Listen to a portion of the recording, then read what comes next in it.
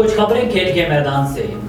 Asia cup super 4 کا اہم match کل پاکستان اور سری لنکا کے درمیان کولمبو میں کھیلا جائے گا۔ فائنل کھیلنے کے لیے پاکستان کو ہر صورت میچ میں کامیابی حاصل کرنا ہوگی۔ پاکستان اور سری لنکا کے درمیان کل ہونے والا میچ سیمی فائنل کی حیثیت اختیار کر گیا ہے۔ اس وقت پاکستان اور سری لنکا کی ٹیموں نے 2 میچ کھیل کر 2 پوائنٹس حاصل کیے۔ کل کا میچ جیتنے والی ٹیم فائنل میں رسائی حاصل کر لے گی۔ آئی سی سی نے قومی کرکٹ ٹیم کے کپتان بابر اعظم کو پلیئر آف دی منتھ قرار دے دیا۔ بابر اعظم کو اگست کے مہینے کی کارکردگی پر پلیئر آف دی منتھ قرار دیا گیا۔ پاکستان کرکٹ ٹیم کے کپتان بابر اعظم تیسری مرتبہ پلیئر آف دی منتھ قرار پائے ہیں۔ فرانس کی فٹ بال ٹیم کے سٹار کھلاڑی پال پوگبا کو ڈرگ ٹیسٹ کے بعد عبوری طور پر معطل کر دیا گیا۔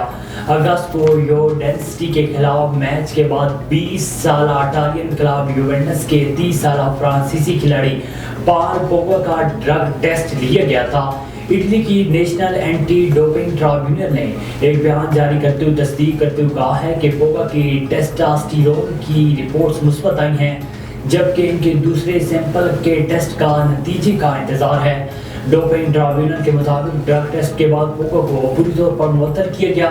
اگر ان کا ڈوپ ٹیسٹ مثبت آیا تو ان پر 2 سے 4 سال کی پابندی لگ سکتی ہے۔